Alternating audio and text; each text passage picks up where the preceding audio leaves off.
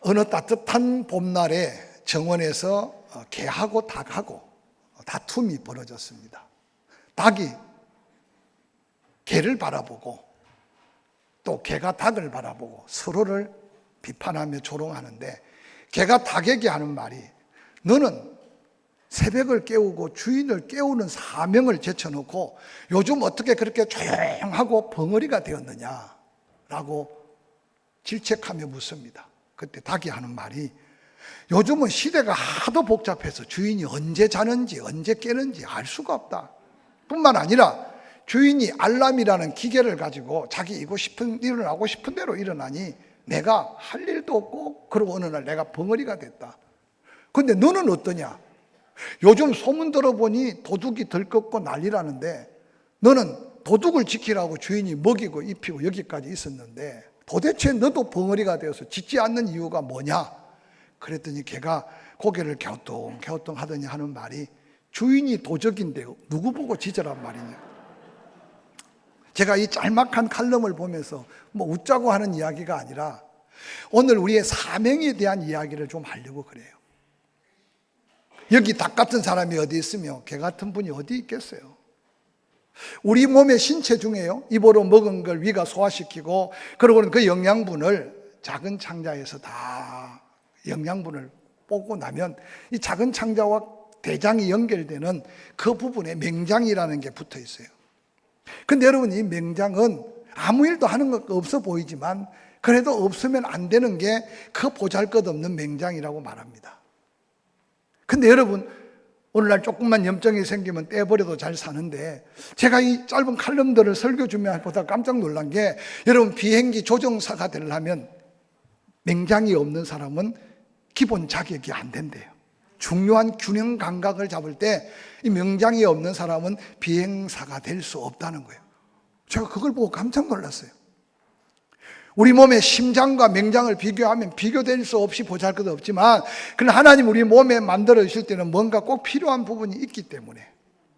사랑하는 성도 여러분, 오늘 저는 코로나19를 통해서 지칠 대로 지쳐버린 우리 믿음의 사명자들이 우리의 삶의 자리에서 어떻게 하면 각자가 부름받은 구원의 핵심뿐만 아니라 구원받고 난 다음 하나님 우리에게 주신 그 사명들을 좀 기억해 가면서 보다 더 가치 있고 보다 더 하나님 앞에 영광 돌리는 삶을 자리매김하는 것이 너무 중요하겠다. 빨리 예배가 회복돼서 밥 한 그릇 더 먹는 것보다 빨리 예배가 회복되어서 일주일에 예배 한 번 더 드리는 것도 중요하지만, 우리가 근본 구원받은 감격 속에 하나님이 예수 생명 버리고 우리 생명 구원했는데, 예수님 자리로서 가치 있는 우리의 각자 본분과 은사와 재능을 따른 사명 앞에서 당당할 때 하나님이 약속한 영적 권세, 권능을 행하며 세상을 변화시키는 믿음의 삶을 살 수 있지 않을까 하는 거룩한 도전을 가슴에 품고 오늘 사도행전 말씀을 본문으로 은혜를 나누려고 합니다. 개인의 사명이 있지만 또 한 가정이나 가문에 하나님의 특별한 부름과 사명을 주시는 경우도 있습니다. 그런데 이 땅에 하나님께서 가정을 세우고 난 다음 예수님이 오시고 고난당하시고 부활하시고 성천하시면서 약속한 성령이 임한 그곳에 이 땅에 하나님이 처음으로 교회 공동체를 세워주셨다는 겁니다. 바로 그 교회 공동체가 어떻게 세워졌는가, 또 그 교회 공동체를 통해 땅끝까지 복음이 어떻게 전해질 것인가를 위해서 누가라는 의사의 마음을 감동시켜 하나님이 기록한 말씀이 누가복음의 예수님의 행적뿐만 아니라 이어서 그 복음의 흔적들, 교회가 어떻게 세워지느냐에 대한 아주 중요한 하나님의 이야기들을 오늘 이 사도행전에 기록하고 있습니다. 사랑하는 성도 여러분, 교회가 얼마나 소중한 것인지는 이미 우리가 알고 있겠지만 그 교회 안에 펠로십, 교제도 중요합니다. 그 교회 안에서 또한 서빙을 하며 서로 섬겨가는 것도 너무 중요합니다. 그러나 여러분 기억하십시오. 하나님이 교회를 통해 이루고자 원하는 가장 중요한 사명이 있다면 그것은 바로 사망 권세 아래에 있는 영혼들을 회개시켜 구원하는 것이 이 땅에 당신의 몸을 깨트려 세우신 교회에 주어진 가장 귀한 사명이라는 사실입니다. 그러므로 교회는 복음을 전해서 부패한 심령들을 일깨워 회개시킴으로 여호와 하나님께로 돌아와 에클레시아, 하나님의 부르심을 받은 공동체가 바로 교회고, 하나님은 그 교회를 통해서 드려지는 감사, 드려지는 찬양, 드려지는 헌신과 아름다운 사랑의 섬김을 하나님은 향기로운 제물로 영광을 받으시기를 원하신다는 사실을 기억하시기를 주의 이름으로 간절히 축원합니다. 특별히 사도행전은 예수님의 행적을 기록한 사복음서와 그 이후에 이어지는 수많은 서신서들을 연결하는 가교적 메시지가 담겨 있습니다. 그러므로 오늘 이 사도행전 말씀을 통해서 우리가 은혜 받기를 원하는 것은 과연 하나님께서 어떻게 이 땅에 교회를 세우시며 그 교회를 통해 이루시기를 원하는 하나님의 섭리 속에 하나님은 과연 택한 사도들에게 주어진 놀라운 사명, 명령, 그 명령에 걸맞던 하나님의 축복이 무언가를 함께 깨달아가면서 위축된 우리의 마음, 또한 차단되어 있는 이웃과의 관계, 그러면서 코로나19는 거쳐가지만 교회의 영적 회복과 사명의 회복을 더 먼저 회복해서 우리가 지나온 삶도 은혜지만 남은 생에 더 가치 있고 더 의미 있는 삶을 불태울 수 있는 저와 여러분이 될 수 있기를 주의 이름으로 간절히 축원합니다. 오늘 예수 그리스도께서 그 제자들에게 놀라운 부탁을 부탁합니다. 사도행전 1장 4절 5절에 사도와 함께 모이사 그들에게 분부하여 이르시되 예루살렘을 떠나지 말고 내게서 들은 바 아버지께서 약속하신 것을 기다려라. 요한은 물로 침례를 베풀었으니 너희가 몇 날이 못되어 성령으로 침례를 받으리라 라고 말씀하셨습니다. 이 말씀은 부활하신 예수님께서 40일 동안 흩어져 있는 제자들을 불러 모읍니다. 예루살렘에. 그리고 예루살렘에 모여있는 그들에게 이제 마지막 유언 같은 말씀을 남기시고 이제 그들이 보는 가운데 건너편 감람산에서 성천하시기 직전에 오늘 이 말씀을 남기셨다는 겁니다. 사도들과 함께 모여있는 그들에게 분부하여 말씀하신 말씀은 예루살렘을 떠나지 말아라 라고 말씀하셨습니다. 그럼 당시에 예루살렘이 어떻길래 떠나지 말라고 했을까요? 이미 예수님과 함께 있는, 부활하신 예수님과 이 말씀을 듣는 제자들은 거진 다 예루살렘을 떠났던 자들입니다. 베드로와 함께 6명의 갈릴리 출신들 갈릴리로 떠났습니다. 엠마오로 가는 두 제자도 예루살렘을 떠났습니다. 뿐만 아니라 남아있다고 해도 깊은 골방의 문을 꽁꽁 걸어 잠그고 두려워 벌벌 떠는 몇몇 제자들은 부활하신 예수님이 직접 가서 그들을 위로하며 성령을 덧입혀 주셨습니다. 이제 예수님을 떠났던 자들이 모여든 예루살렘, 그러나 예루살렘은 사회적으로 환경적으로 전혀 변한 것이 없습니다. 예수님을 십자가에 못 박아 죽였던 대제사장들의 무리들과 종교 지도자들, 거기에 앞서 유대인들을 평화롭게 이끌기 위한 로마 총독부, 그래서 예수가 부활했다는 소식을 그들은 예수 시체를 제자들이 훔쳐갔다 해서 더 제자들을 찾아 죽이려고 해란이 되어 있을 때입니다. 그때 예수님은 예루살렘을 떠나지 말고 라고 부탁하고 있습니다. 사도들이 떠나지 않고 약속한 성령을 기다렸던 예루살렘이 오늘 우리에게 더한 성령의 충만함과 은혜를 덧입을 우리가 떠나지 않고 머물러 있어야 될 자리가 어떤 자리인가를 이 시간 한번 생각하는 기회가 되었으면 좋겠습니다. 먼저 12명으로 부름받았던 제자 중에 가룟 유다는 스스로 예수를 팔고 양심의 가책을 받고 목매어 이미 죽은 상태입니다. 이제 조금 후에 그들이 성령 받고 마띠아를 채우기 전에 이제 11제자밖에 없는 그 숫자적인 의미도 너무나 중요합니다. 또한 사명의 자리의 의미도 중요합니다. 맡은 직분의 의미도 중요합니다. 하나님은 우리에게 무언가 더한 사명, 더한 은혜, 그 사명을 걸맞게 감당할 만한 능력을 전입해 주기 위해 감당해야 될 그 자리, 감당해야 될 그 일이 있다는 것을 발견하는 그 순간 우리는 사명자임을 깨달으시기를 주의 이름으로 간절히 축원합니다. 할렐루야.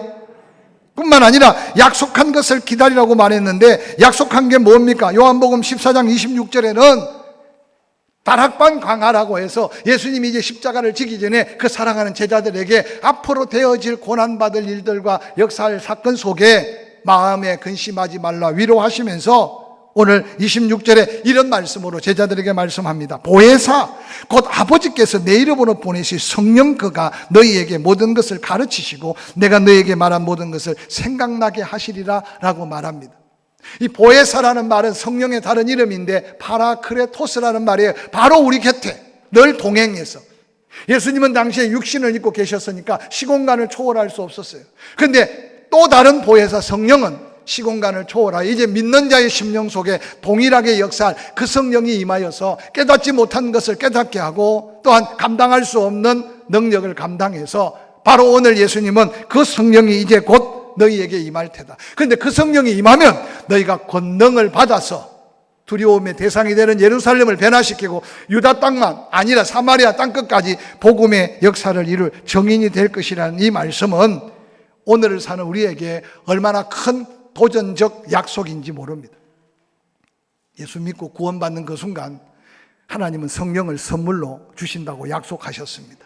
내가 마음으로 믿고 입으로 시인해서 예수 그리스도가 나의 주님이십니다. 그래서 그 말씀 속에 구원의 확신을 갖고 믿음을 고백하면 하나님은 이미 나에게 성령을 선물로 주셨어요. 그래서 그 성령 임재라고 말하고 성령이 내주하신다고 말하고 그 성령이 조금도 모자람이나 부족함이 없이 나의 삶에 나의 인격에 모든 것을 충만하게 할 수 있는, 그래서 물 침례와 같이 성령 침례라고 하는 말로 표현하고 있어요. 그래서 우리가 구원받을 때 받은 그 성령은 모자람이나 부족함이 없는 성령이었어요. 근데 어느 날 인생을 살아가면서 낙심하고 두려워하고 세상 속에 묻혀서 육에 속한 생각 속에 성령의 감동을 소멸하고 성령을 거역하기 시작하면 내 안에 있던 충만했던 그 성령이 자꾸만 소멸되어 갑니다. 그래서 성령의 내주하심과 임재, 성령의 인치심, 성령의 침례는 인생에 딱 예수 믿고 구원받는 그 순간 이례적인 사건이지만 그 성령이 나의 삶에 계속 충만해지기 위해서는 사모해야 하고 기도해야 되고 성령의 감동대로 순종해가면서 내 삶의 성령으로 차고 넘치는 충만함을 끊임없이 반복적으로 계속적으로 유지해야 되는 것이 성령의 놀라운 역사의 한 장면입니다. 예수님이 이 약속을 했는데 놀랍게도 제자들이 뭐라고 예수님께 대꾸하느냐 하면 주께서 이스라엘 나라를 회복하실 때가 이때입니까? 성경 곳곳을 보면 부활하신 예수님을 만났어요. 의심 많은 도마는 의심하다가도 예수님의 손에 못자국에 손을 넣어보고 허리에 창자국에 손을 넣어보고 믿었어요. 그걸 믿는다고 하지만 부활하신 예수 앞에 있는 제자들 중에 아직도 의심하는 자가 있었다라고 성경에는 기록하고 있어요. 오늘 우리의 믿음과 다를 바가 없습니다. 예수 믿어 어떤 때는 지금 죽어도 천국 갈 것 같지만 조금만 삶의 위기가 오면 불안하고 초조하고 두렵습니다. 왜냐하면 우리의 영적인 상태가 바로 늘 그런 확신 속에 있기가 쉽지 않기 때문이죠. 그런데 예수님은 이스라엘 회복할 때가 이때입니까? 지금 이제 예수님 곧 성천하시고 그들에게 성령을 부어주셔서 땅끝까지 복음 전할 예수님의 사명의 십자가를 져야 하는데 그들의 생각과 예수님이 지금 갖고 있는 마음의 차이가 얼마나 큰지, 제가 이 말씀을 묵상하다가 강력한 부활의 주님을 만나도 우리의 육신의 생각을 한순간에 다 변화시킬 수 없다는 위로뿐만 아니라 도전의 말씀을 받게 됐어요. 지금 예수님은 곧 이제 부활 성천하시고 이제 그들이 나가 복음 전하는 그곳에 성령의 강력한 능력이 임해서 하나님의 역사를 이루기를 원하시는데 제자들 중에 몇몇은 예수님께 묻기를 이때가 이스라엘의 회복의 때입니까? 이 말은 영적 구원을 의미하는 게 아니라 예수님 이제 로마 군병을 몰아치고 우리가 기대했던 것처럼 이 땅의 자유, 이 땅의 해방을 가져다 줄 겁니까? 라고 물었습니다. 인자한 예수님은 책망하기보다는 그 때와 그 시간은 하나님이 다 간섭할 것이다. 즉 너희들이 기대하는 것도 이루어질 거다. 그러나 지금 더 중요한 것은 바로 하나님의 역사다. 그러면서 오늘 예수님께서 뭐라고 그들에게 놀라운 말씀을 남기시느냐. 오늘 1장 8절 말씀인데 우리가 한 목소리로 읽어볼까요? 시작. 오직 성령이 너희에게 임하시면 너희가 권능을 받고 예루살렘과 온 유대와 사마리아와 땅끝까지 이르러 내 증인이 되리라. 이 말씀은 12 제자들에게만 주신 말씀이 아니라 예수 그리스도를 마음에 영접하는 그 순간 보편적 사명이라고 하는데 모든 믿고 구원받은 자들은 다 이 명령 앞에 사명을 깨달아야 되고 이 명령 앞에 어떤 모습으로든지 순종해 나갈 때 이 약속한 성령이 임한 곳에 나타난 권능, 이 능력은 우리에게 보장된 하나님의 영적 능력임을 기억하시기를 주의 이름으로 간절히 축원합니다. 그는 코로나19로 여러 가지 삶의 리듬이 깨어지고 관계가 여러 가지 어려워지고 또한 경제적인 어려움도 다가올 때 여러분 어렵다고 거기에 매달리면 더 여러 가지 근심 걱정이 더 할 겁니다. 오늘 이 시간 이 말씀 계속 붙들고 오직 성령이 임하시면 권능이 임한다. 오직 성령이 너희에게 임하면 권능이 임한다. 할렐루야. 이 영적 능력을 다시 한번 회복해서 우리의 기도가 달라지고 우리의 삶의 한 걸음 한 걸음 걸음이 달라지고 우리의 삶의 목적이 달라져서 모두가 다 사명을 하나하나 회복해가는 그 자리가 새로운 은혜의 자리로 변화시켜가는 이 한 주간이 될 수 있기를 주의 이름으로 간절히 축원합니다. 성령이 임하면 우리에게 권능이 주어진다고 말합니다. 이 권능은 그 능력이라는 의미인데, 즉 사도들이 복음을 들고 나갈 때 그들에게 필요로 하는 모든 것이 다 성령으로 인하여 보충된다, 해결된다. 그 성령의 능력으로 다 채워진다. 뿐만 아니라 이 두나민이라고 하는 헬라어의 이 능력은 세상의 그 어떤 것들로도 방해받지 않는 하나님의 주권적 능력이다. 그래서 예수 그리스도께서 마태복음 28장에 하늘과 땅의 모든 권세를 가진 자가 복음을 전할 때 내가 너희와 세상 끝날까지 함께 하리라고 했던 그 능력이 바로 오늘 여기 한 성령이 임한 자에게 주어지는 능력입니다. 저는 이 말씀을 묵상하면서 우리 다 예수 믿고 구원 받았잖아요. 할렐루야. 혹시 이 시간 예수 그리스도를 마음으로 믿고 입으로 시인하지 못했다면 여러분이 이곳까지 이끌림을 당한 것은 성령의 역사고, 이미 하나님은 택함 받았으나 내가 내 입으로 시인하지 못해서 내 믿음의 확신이 없다면 속히 이 고백으로 믿음의 확신을 갖고 영접하는 자, 그 이름을 믿는 자, 하나님의 자녀 되는 권세를 주셨는데 그 자녀라면 이미 내게 임한 그 성령의 능력까지도 또 확신해서 능력 회복으로 능력 있는 그리스도인의 삶을 한 걸음 한 걸음 도전하는 저와 여러분이 될 수 있기를 주의 이름으로 간절히 축원합니다. 성령이 임할 때 다가오는 능력은 놀랍게도 마가복음 10장 29절부터 30절에 보니까 사도 베드로와 모든 제자들이 모든 것을 버리고 주님을 쫓아대한 고백을 합니다. 우리가 잘 알다시피 베드로가 예수님을 만난 후에 고기 잡기 위해서 평생을, 아니 고기 잡는데 인생을 걸었던 베드로인데 예수 만나고 난 다음에 그는 고기도 버리고 배도 버리고 나중에는 가족도 버리고 오직 복음 위에 자신을 다 버리는 놀라운 하나님의 역사가 나타납니다. 성령이 내게 임하는 순간 세상 것을 포기할 수 있는 놀라운 능력이 바로 성령의 능력 안에 사명자에게 주어진 능력임을 기억하시기를 주의 이름으로 간절히 축원합니다. 사도 바울이 어느 날 가말레의 문화, 여러분 그 학위가 때로는 로마의 시민권, 사회적인 보장, 지위가 바리새인 중에 바리새인, 종교적인 어떤 존경과 위임, 모든 명예를 다 한꺼번에 내려놓고 예수 그리스도를 알아가면 알아갈수록 세상의 중요한 것들이 다 배설물로 여겨졌던 이 사도 바울의 고백은 바로 성령의 능력 입은 자의 삶의 변화라는 사실을 기억하시기를 주의 이름으로 간절히 축원합니다. 이번에도 4.15 선거가 끝났는데 여러분 교회를 찾는 정치인들 많습니다. 그 명예 하나를, 그 어떤 세상의 정치적인 과욕 하나를 포기하지 못해서 결국은 예수는 믿는데도 인생이 비참하게 끝나는 사람들이 얼마나 많은지 몰라요. 어떤 사람은 부를 쫓아가다가, 어떤 사람은 세상의 무언가 명예를 쫓아가다가 어느 날 사명 한번 제대로 감당해 보지 못하고 인생 마지막 말로가 비극으로 끝나는 사람들도 수없이 많다는 사실을 기억해 가면서 이 코로나19를 보내면서 우리는 뭔가 심령에 채워야 될 게 있는데 믿음의 사명을 다시 한번 기억하되, 사명자에게 임하는 성령이 임하면 우리는 때때로 하나님의 거룩한 사명 때문에 세상 것을 내려놓기도 하고 포기할 수도 있는 우선순위가 바뀌고 가치관이 변화되고, 그래서 새로운 삶의 목표가 생기는 이 거룩한 믿음의 능력이 저와 여러분의 삶에 더해지기를 주의 이름으로 간절히 축원합니다. 뿐만 아니라 성령의 능력이 임하면 권능이 임하는데 그 능력 중에는 자기를 이길 수 있는 믿음의 능력이에요. 사도 바울이 성령을 받았어요. 그런데도 어느 날 자기 안에 옛사람과 새사람의 고통 속에 오라 나는 곤고한 자로다, 이 사망길로 행하는 이 나의 육의 모습에서 누가 건져내 줄 사람이 있느냐고 탄식합니다.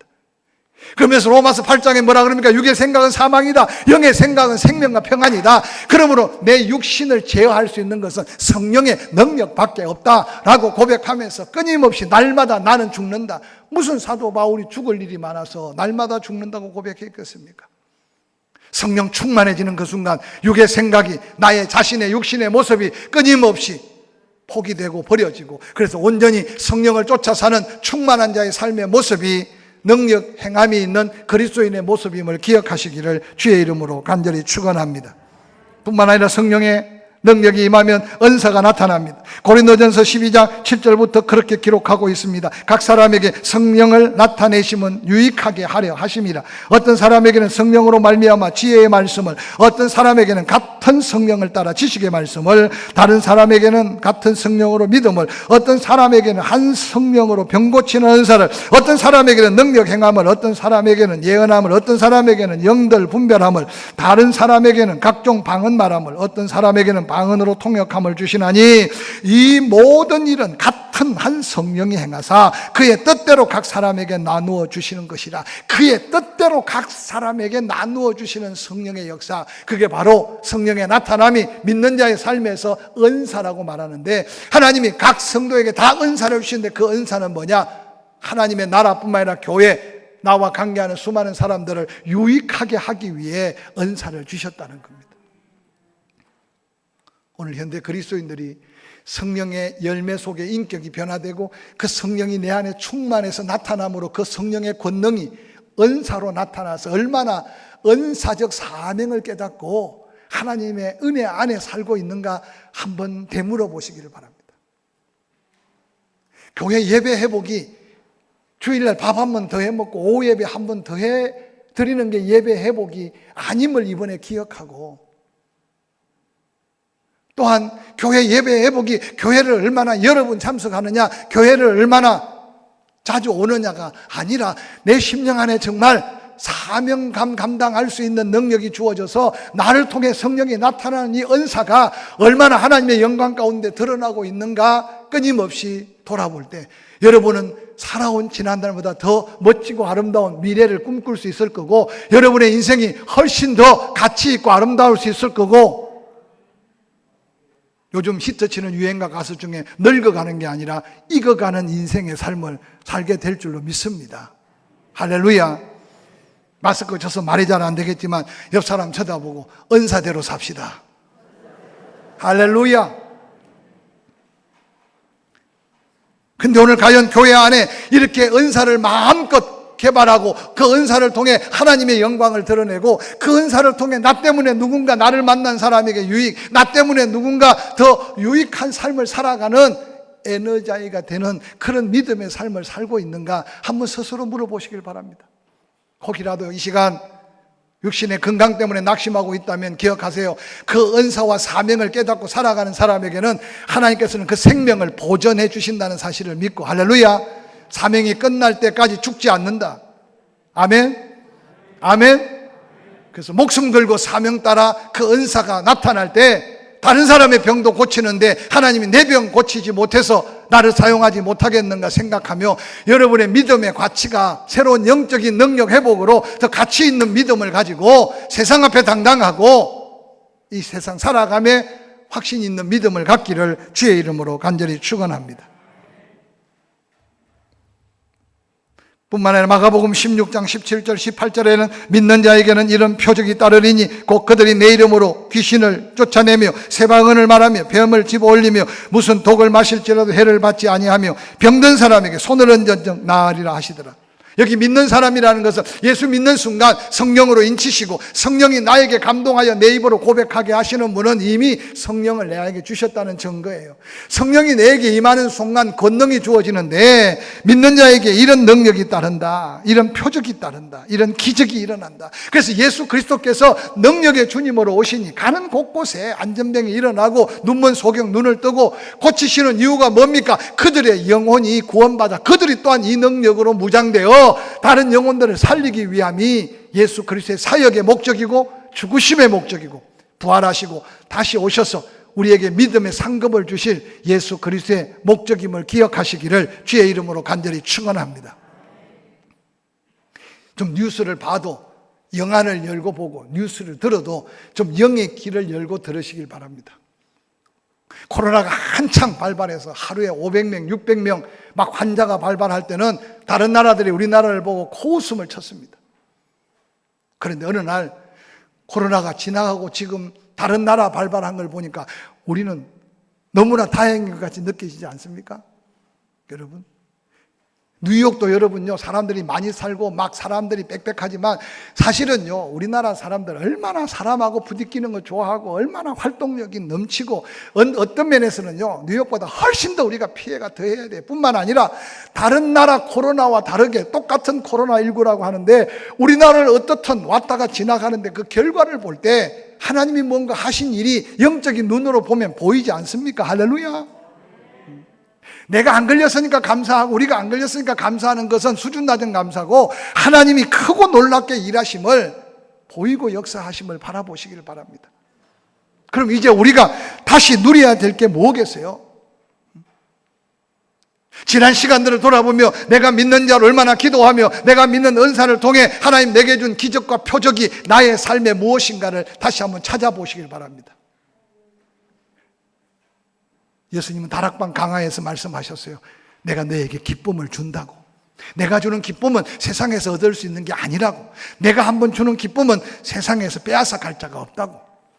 혹여나 여러분 기쁨을 잃어버리고 괜히 마음 두근두근 불안초조하고 살았다면 다시 성령의 감동하심 속에 약속한 이 기쁨이 여러분 안에 충만하기를 주의 이름으로 간절히 축원합니다. 아직도 뭔가 환경 속에 두렵고 떨리기만 하고 있다면 평안을 주신 하나님의 놀라운 약속을 다시 한번 생각해가며 여러분 스스로 성령 안에 그 평안이 내적 기적이 되고 표적으로 경험할 수 있기를 주의 이름으로 간절히 축원합니다. 뿐만 아니라 만나의 기적을 도전하며 기도하자고 선포했으니까 적게 거둬도 모자람이 없다고 하신 것 그냥 듣기 좋은 소리가 아니라 한번 하나님 앞에 믿음으로 도전해 보자고요. 할렐루야.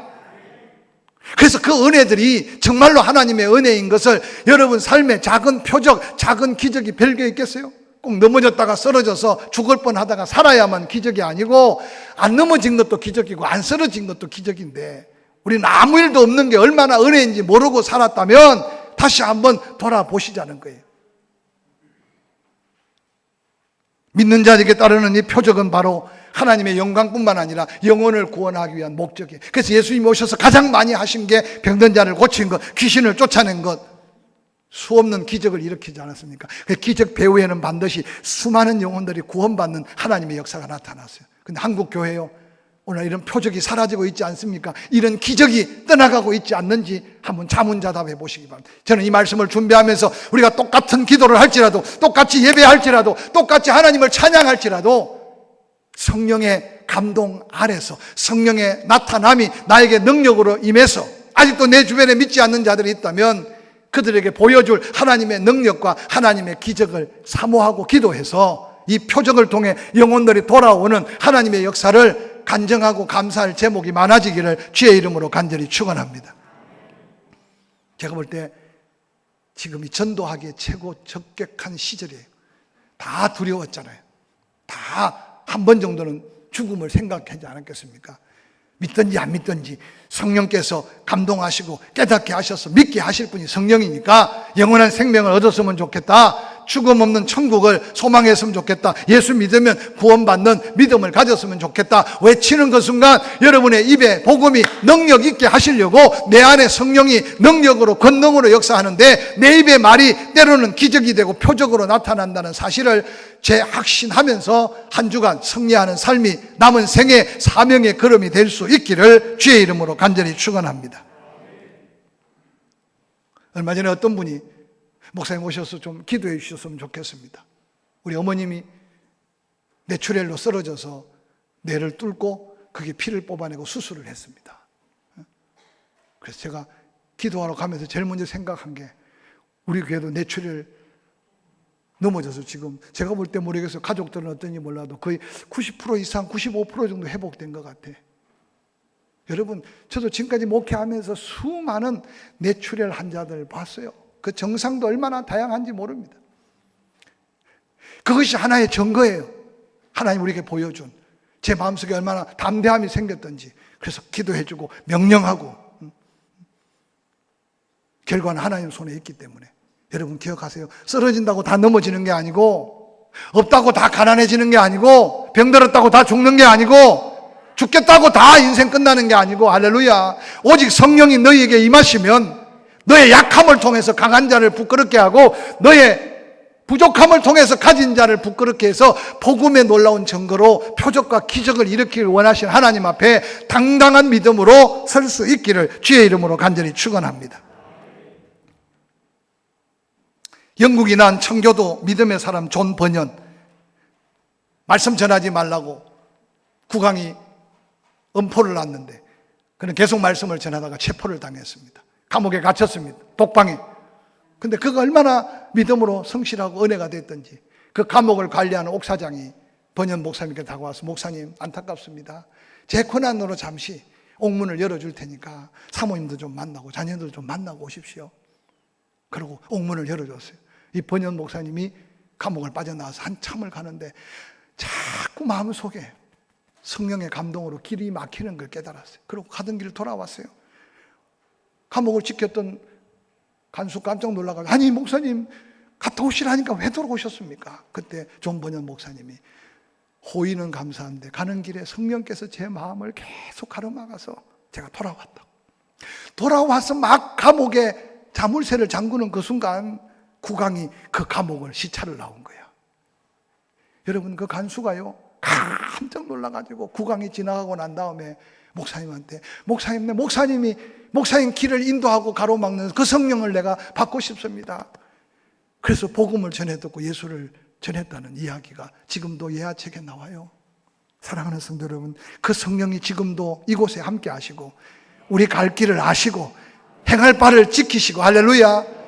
이 한 주간 오직 성령이 너희에게 임하면 복음 앞에 사명 때문에 그 사명 붙들고 살아가는 자에게 아무것도 방해받을 수 있는 이 권능, 이 능력을 주신다고 약속한 그 약속이 내게 이미 임한 축복임을 기억하고 당당하게 그 능력을 행하며 세상 것을 이기고 자신을 이기고 할렐루야 주어진 은사를 통해 하나님의 영광을 드러내고 뿐만 아니라 표적과 기적을 일으켜가는 남은 생애가 되어갈 수 있기를 주의 이름으로 간절히 축원합니다.